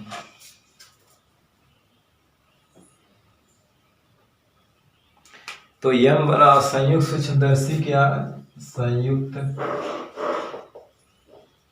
सूक्ष्मदर्शी की आवर्धन क्षमता, यम बराबर क्या होगा, अंतिम प्रतिबिंब द्वारा नेत्रिका पे बना दर्शन कोण, है ना, अंतिम प्रतिबिंब द्वारा नेत्रिका पर बना दर्शन कोण, नेत्रिका पर बना दर्शन कोण बीटा बटे, है ना, स्पर्श दृष्टि की न्यूनतम दूरी पर, ये तो फिक्स होता है, अल्फा का मान फिक्स होता है। स्पष्ट दृष्टि की न्यूनतम दूरी पर रखी वस्तु द्वारा आंख पर बना दर्शन कोण, आंख पर बना दर्शन कोण अल्फा। आंख का मतलब वही नेत्रिका पर बना दर्शन कोण, है ना, आंख पर बना दर्शन कोण या नेत्रिका पर बना दर्शन कोण। सूत्र यही इस्तेमाल करेंगे क्योंकि अल्फा बीटा छोटा है। सूत्र जो है कोण बराबर चाप बटे त्रिज्या वाला जो है इस्तेमाल होगा, है ना। तो देखिए अल्फा बराबर, यहां से अगर अल्फा की बात करें तो आंख पर बना कोण, वस्तु द्वारा आंख पर बना कोण, तो ए बी बटे क्या हो जाएगा, डी, और बीटा बराबर क्या हो जाएगा, भाई डी दूरी पे रखे, बीटा द्वारा जो है नेत्रिका पे बना दर्शन कोण, यानी कि ये वाला एंगल जो है ये बीटा ही होगा ना, ये वाला। तो कहने का मतलब वो है बनेगा A2 B2, अंतिम प्रतिबिंब है ना, A2 B2 कितनी दूरी पे बन रहा है, ये VE, यही दूरी पे बन रहा है, ठीक है। तो अब इसको क्या करेंगे, अब यहां से देख लेते हैं, यम बराबर बीटा बटे अल्फा, यानी कि बीटा की वैल्यू है A2 B2 बटे VE और बटे AB बटे D, D सबसे ऊपर चला जाएगा, मतलब हो गया D बटे VE गुणे A2 B2 बटे AB, यह होगा। इसको हम समीकरण 1 रख देते हैं, ठीक। अब देखिए इसमें ए बी को गायब करना है एक तरह से, है ना। अब हम क्या करेंगे, अदृश्यक जो लेंस है उसका रेखीय आवर्धन क्षमता निकालते हैं, जिसको MO कह सकते हैं। तो अदृश्यक, अब क्या करें कि अदृश्यक का रेखीय आवर्धन निकालिए, अदृश्यक लेंस का रेखीय आवर्धन क्षमता, जिसको स्मॉल MO कहिए। तो आवर्धन क्षमता क्या होती है, वस्तु की प्रतिबिंब की लंबाई बटे वस्तु की लंबाई, है ना, यानी कि A1 B1 बटे AB, यही ना, और ये बराबर होता है प्रतिबिंब की दूरी बटे वस्तु की दूरी। उसी तरह से नेत्रिका की रेखीय आवर्धन क्षमता, नेत्रिका लेंस का रेखीय आवर्धन क्षमता, इसको हम स्मॉल ME कहेंगे। तो ये हो जाएगा A2 B2 बटे A1 B1 और यही बराबर हो जाएगा VE बटे UE, ठीक। इन दोनों का आपस में गुणा भी कर दो, ऊपर वाले का आप स्क्रीनशॉट ले लीजिए या इसका आप लोग वो कर लीजिए, क्या कहने का मतलब है कि आप नोट कर लीजिएगा, पास करके हम मिटा देते हैं। ठीक, तो आप क्या करिए, इन दोनों का आपस में गुणा कर दीजिए, MO गुणे ME। जब आपस में इनका गुणा करोगे तो क्या मिलेगा, देखिए A1 B1 AB गुणे A2 B2 A1 B1, यही गायब करना था। VO UO गुणे VE UE, एक कट गया। MO ME बराबर बीटा A2 B2 बटे AB, यानी इसी को हम लोग क्या कहते हैं, यम कहेंगे ना। और ये मिला VO VE UO UE।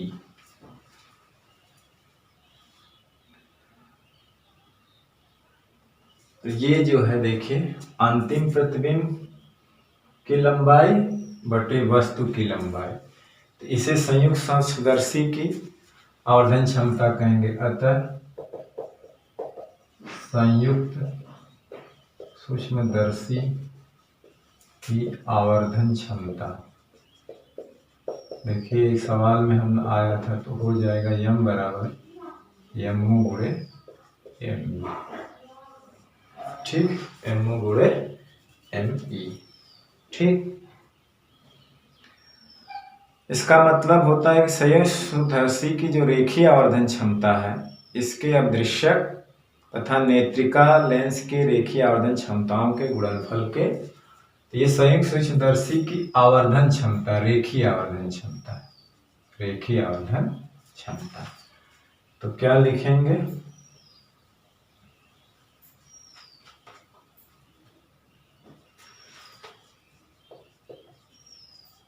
संयुक्त सूक्ष्मदर्शी की रेखीय आवर्धन क्षमता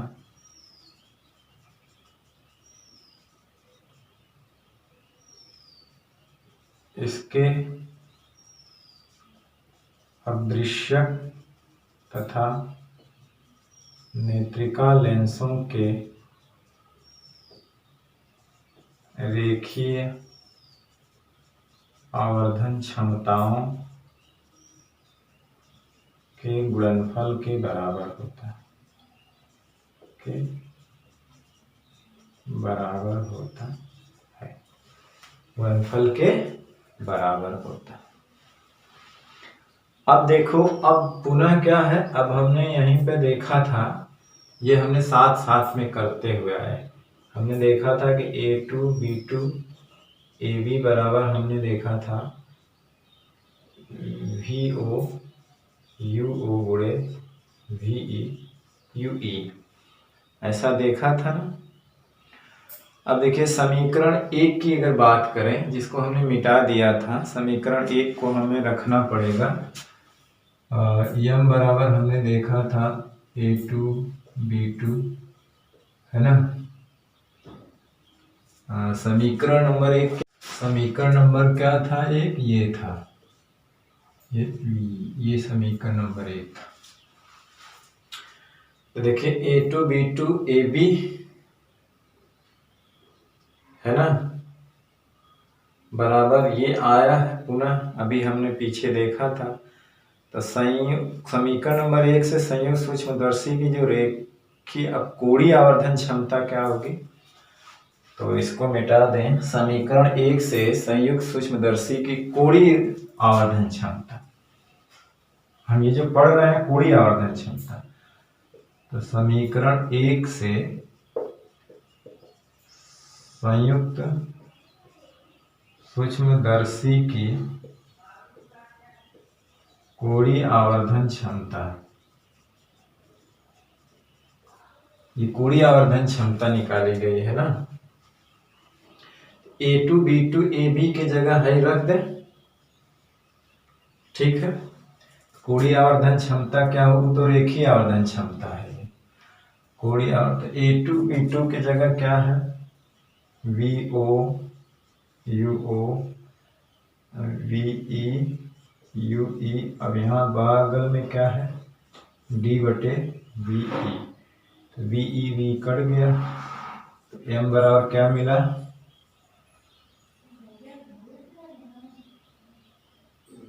we O D U O U E, ये मिला।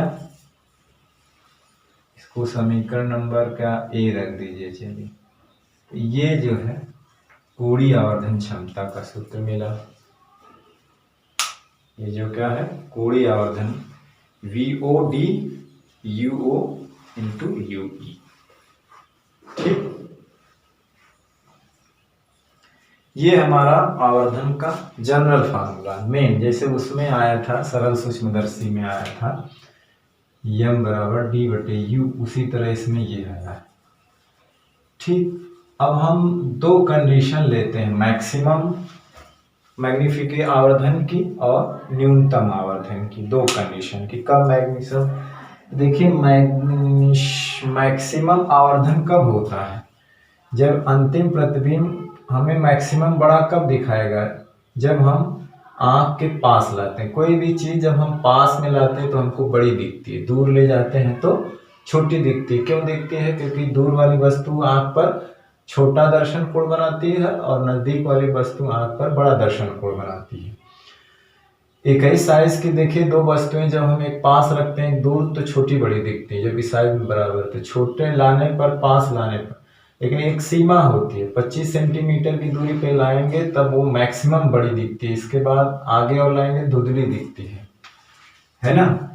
तो दो कंडीशन होगी कब, जब इसका पहला केस क्या होगा मैक्सिमम आवर्धन का, कि जब अंतिम प्रतिबिंब स्पष्ट दृष्टि की न्यूनतम दूरी पर बने। जब अंतिम प्रतिबिंब कहाँ बने, स्पष्ट दृष्टि की न्यूनतम दूरी पर बने। चलिए, इसको आप पॉज करके नोट कर लीजिएगा, हम देखते हैं। केस वन देखते हैं कि जब अंतिम प्रतिबिंब स्पष्ट दृष्टि की न्यूनतम दूरी पर बने, है ना, स्पष्ट दृष्टि की न्यूनतम दूरी पर बने।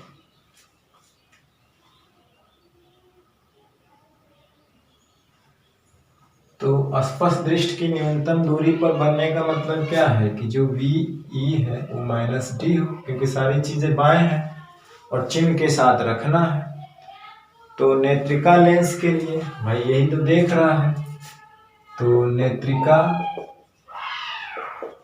लेंस के लिए, है ना, यही तो देख रहा है। तो नेत्रिका लेंस के लिए क्या है, नेत्रिका लेंस के लिए बात करें तो वस्तु की दूरी जो होगी,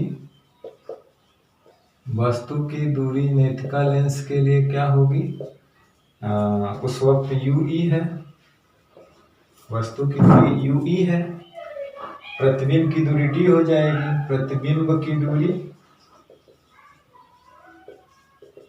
डी हो जाएगी, और फोकस दूरी जो है, फोकस दूरी क्या हो जाएगी, ये एफ ई हो जाएगी। ठीक, तो इस सूत्र से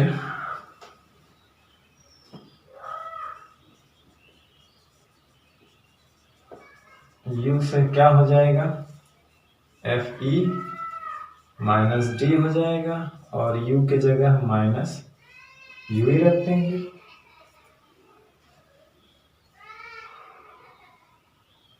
ठीक है, इसका मतलब एफ ई प्लस 1/यू ई हो जाएगा। अब डी से क्या करें, ऊपर नीचे गुणा कर दें,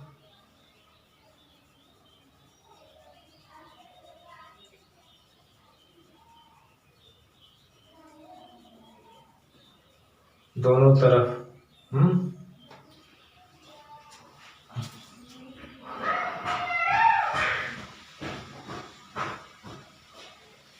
मेन सूत्र हमारा यही है ये। तो ऊपर नीचे गुणा कर देंगे डी से, तो यहाँ लिख देना डी से दोनों तरफ गुणा करना, ऊपर नीचे नहीं सॉरी, दो डी से दोनों तरफ गुणा करोगे, यहाँ -1 हो जाएगा प्लस डी बटे यू ई हो जाएगा, और यहाँ पे डी बटे यू ई देखा जाए तो इधर 1 प्लस डी बटे एफ ही हो जाएगा। ठीक है ना। अब समीकरण ए से देखा जाए तो डी बटे यू ई है, डी बटे यू ई की जगह हम क्या रख सकते हैं, समीकरण ए से अगर देखा जाए, समीकरण ए हमने रखा है ना, तो जहाँ डी बटे यू ई है वहाँ उसका मान रख दीजिए, तो ये हो जाएगा वी नॉट यू नॉट पोस्ट में डी बटे एफ, ये हमारा फार्मूला है। तो ये मैक्सिमम डी पर ये मैक्सिमम आवर्धन होगा, अधिकतम आवर्धन, ये अधिकतम आवर्धन की कंडीशन होगी। क्या होगी, अधिकतम आवर्धन की कंडीशन होगी। अब देखिए इस केस में सूक्ष्मदर्शी की जो लंबाई होगी, आप इसका थोड़ा सा पॉज करके नोट कर लीजिए स्क्रीनशॉट, तो सूक्ष्मदर्शी की जो लंबाई होगी वो ये मान लीजिए डी और यू ई, ये तो वस्तु की दूरी है यू ई, प्रतिबिंब स्पर्श दृष्टि की न्यूनतम दूरी डी पे बना है ना। तो इस केस में जो प्रतिबिंब का है, इस केस में जो है जो सूक्ष्मदर्शी की जो लंबाई होती है दोनों लेंसों के बीच की दूरी होती है, तो देखिए वी ओ है, ये यू ई है, इन दोनों के योग के बराबर है ना। तो सूक्ष्मदर्शी की जो लंबाई होगी, इसको मान लीजिए ये बी है,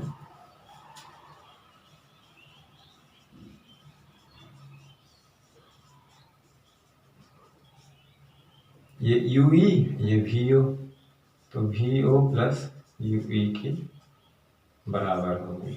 लंबाई कितना होगी,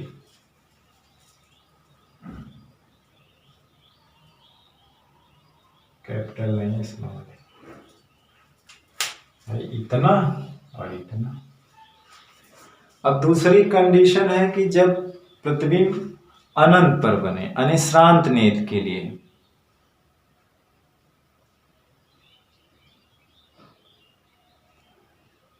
है ना। चलिए इसको मिटा देते हैं ये वाली चीज।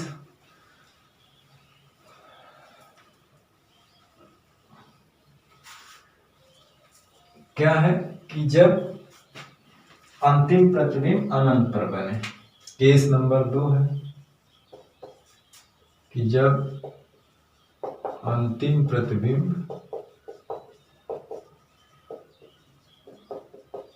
अनंत पर बने, जब अंतिम प्रतिबिंब कहाँ पर बने, अनंत पर बने, जब अंतिम प्रतिबिंब कहाँ पर बने, अनंत। तो जब ये वाला प्रतिबिंब अनंत पे जाएगा तो ये खिसक करके इसके फोकस पे आ जाएगा, मतलब यहाँ से दूरी जो इसकी क्या है, ये फोकस दूरी है ना। कहने का मतलब द्वितीय फोकस दूरी नहीं, प्रथम की बात है। यानी कहने का मतलब है कि जो प्रतिबिंब तो अनंत पे चला गया, यानी कि वी ई जो था वो इनफाइनाइट हो गया, और यू ई जो हो गया वो एफ ई के बराबर हो गया। तो व्यापक सूत्र से ही हम यहाँ पे निकाल लेंगे, बाकी की जरूरत क्या रखना है। जो हमारा व्यापक सूत्र है, जनरल सूत्र, व्यापक सूत्र यम बराबर क्या है, जब व्यापक सूत्र में रखेंगे तो चिन्ह की जरूरत नहीं है। जब डेराइव करते हैं कोई फार्मूला तो चिन्ह के साथ रखते हैं, इसमें भी देखेंगे। तो क्या है, यू ओ वी ओ यू ओ गुणे डी बटे यू ई। तो यहाँ पे देखें यू ई को एफ ही रख देते हैं, यूई को क्या रख देते हैं, एफ रख देते हैं। तो हमारा जो फार्मूला क्या बन जाएगा, ये वही रहेगा, ये वही रहेगा, D/F हो जाएगा। डायरेक्ट अगर रखना है तो, या डिराइव करके रखना है तो भी यही आएगा। डिराइव करके रखना है तो ये वाला सूत्र लगाना होगा यू से, है ना। ये तो उसी के लिए रहेगा, तो ये F हो जाएगा, ये 1/n इनफाइनाइट हो जाएगा, और ये यूई जो है ये -F हो जाएगा, है ना। दोनों तरफ D का गुणा करेंगे तो यहाँ पे D आ जाएगा, तो DF तो है यूई हो जाएगा, DF है, तो DF की वैल्यू जो है यहाँ पे रख देंगे, तो DF की वैल्यू क्या होगी, वही है DF बात वही बनेगी, है ना।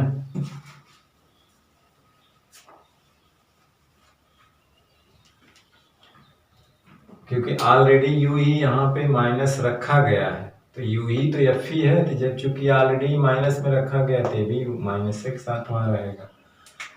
दोनों का चिन्ह समान है तो केवल रिप्लेसिंग तो करना है। ये जो फार्मूला रखा गया माइनस चिन्ह के साथ ही रखा गया, मतलब रिप्लेस करना है, तो ये C बन जाएगा। ठीक, तो ये न्यूनतम आवर्धन की कंडीशन होगी। इस समय आंख को कोई जोड़ नहीं लगाना पड़ेगा, रिलैक्स्ड देखेगी।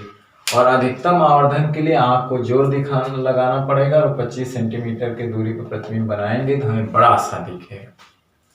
ठीक है, अब आवर्धन, अब इसमें सूक्ष्मदर्शी की लंबाई क्या होगी भाई, ये वस्तु कहाँ चलेगी, उसके फोकस पे, तो ये और घट जाएगा, तो F प्लस BU। सूक्ष्मदर्शी की इस कंडीशन में लंबाई क्या हो जाएगी, सूक्ष्मदर्शी की लंबाई जाएगी V0 प्लस F। ये क्योंकि यूई के बराबर क्या आ गया, F ना, तो F रख देंगे। ठीक, चलिए अब इस सबको मिटा करके स्क्रीनशॉट ले लीजिए। अधिक आवर्धन की शर्त, यहीं पे वीडियो हम लोग समाप्त करते हैं। ठीक है, कि लंबा हो जाएगा, है।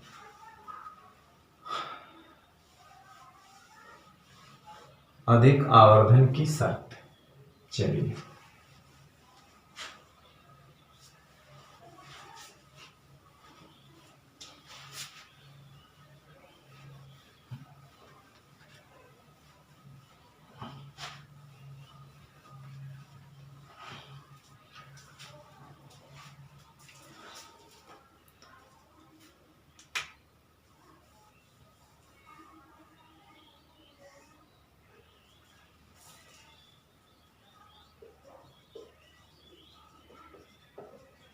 आवर्धन की शर्त। देखिए, अधिक आवर्धन की सूत्र जो है, सूक्ष्मदर्शी की आवर्धन क्षमता का सूत्र जो है,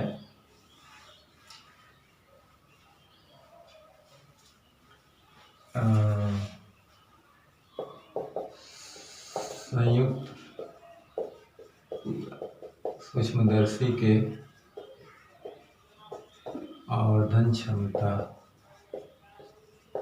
सूत्र m बराबर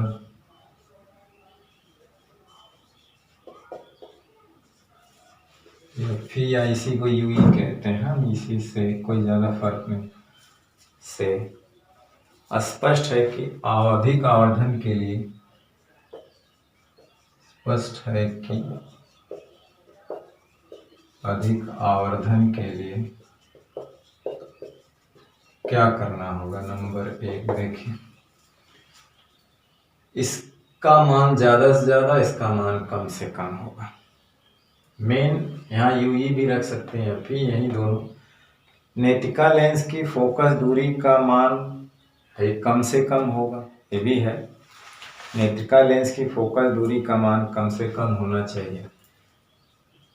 नेत्रिका लेंस की, अगर उस केस में भी हमको बढ़ाना है न्यूनतम आवर्धन से, अगर हमें अधिक आवर्धन चाहिए, देखिए स्पष्ट दृष्टि की न्यूनतम दूरी पे तो मैक्सिमम आवर्धन है, लेकिन अधिक आवर्धन चाहिए किस केस में, जब उसको अनंत दूरी पे रखा गया है, उस केस में अधिक आवर्धन चाहिए। तो नेत्रिका लेंस की फोकस दूरी कम से कम होनी चाहिए, नेत्रिका लेंस की फोकस दूरी कम से कम, है ना, कम से कम होनी चाहिए। ये किस केस में है, जब वस्तु अनंत पे रखी होगी, है ना। इसकी फोकस दूरी क्या है, कम से कम होनी चाहिए। दूसरा केस क्या है, VO का मान जो है अधिक से अधिक होना चाहिए, अधिक होना चाहिए, है ना। ये अधिक से अधिक बनाएंगे, है ना, तो इसका मान कम से कम होना चाहिए, क्योंकि वस्तु नजदीक रहेगा तो ये दूर बनेगा और बड़ा बनेगा, यानी इसके लिए UO का मान कम से कम होना चाहिए। तो इसके लिए UO का मान कम से कम होना चाहिए, लेकिन इसका मान एक सीमा से अधिक कम नहीं कर सकते, क्योंकि इसको कम करेंगे तो फोकस के अंदर आ जाएगा, तो वो वाला प्रतिबिंब जो है वस्तु की तरफ ही बनने लगेगा, है ना। परंतु इसका मान FO से कम नहीं हो सकता, परंतु UO का मान उसकी फोकस दूरी से कम नहीं हो सकता। अगर ये काम करेंगे तो वो उसके फोकस के अंदर हो जाएगा, प्रतिबिंब आभासी और सीधा बनने लगेगा, है ना, उसी लेंस की तरफ बन जाएगा। तो दूसरा लेंस के लिए वस्तु का काम कर ही नहीं पाएगा, तो इसके अंदर वो नहीं आना चाहिए। FO का मान कम से कम नहीं हो सकता, तो इसका मान एक सीमा से अधिक घटाया नहीं जा सकता, इसका मान अधिक इसी पे निर्भर कर रहा है। इसका मतलब ये कम से कम होना चाहिए, है ना, क्योंकि ये ज्यादा कम नहीं किया जा सकता, इसलिए इसको बढ़ाया नहीं जा सकता। इसका मतलब है FE का मान कम से कम होना चाहिए। अतः और अधिक आवर्धन के लिए इसका मान जो है कम से कम हो, इसका मान कम से कम हो और इसका मान भी कम से कम होना चाहिए, है ना। अतः अधिक आवर्धन के लिए, अधिक आवर्धन के लिए FO का मान कम से कम होना चाहिए, कम से कम होना चाहिए, क्योंकि ये फोकस दूरी कम रहेगी तो U का मान ये और कम हो सकता है, क्योंकि और पास ला सकते हैं। ये भी कम होना चाहिए। जब दोनों कम है तो दोनों का अंतर कम से कम होना चाहिए, है ना। तीसरा अगर ये हो सकता है, इसका मतलब दोनों फोकस दूरियां कम होनी चाहिए, यानी कि इनकी फोकस दूरियों में अंतर कम होना चाहिए, यानी कि FO तथा FE के बीच अंतर कम से कम होना चाहिए। ये किस कंडीशन में है, जब प्रतिबिंब अनंत पर बने तो न्यूनतम आवर्धन होता है, उसको अगर बढ़ाना है तब के लिए, उसको अगर बढ़ाना है तब के लिए, ठीक है। तो आज का वीडियो लेक्चर जो है हम यही समाप्त करते हैं। हमें आशा है कि आपको ये पसंद आया होगा, और अगर आप लोगों को ये वीडियो अच्छा लगे तो आप प्लीज़ इसको लाइक शेयर कमेंट करिए, और जिन लोगों ने अभी तक मेरे चैनल को सब्सक्राइब नहीं किया है तो उनसे रिक्वेस्ट है प्लीज़ वो कम से कम मेरे चैनल को सब्सक्राइब कर लें। चलिए, तो आज का वीडियो लेक्चर आप यहीं समाप्त करते हैं, और अगले वीडियो लेक्चर नेक्स्ट टॉपिक के साथ फिर मिलते हैं। तब तक पढ़ाई करते रहिए, पढ़ते रहिए। All the very best. Thank you very much.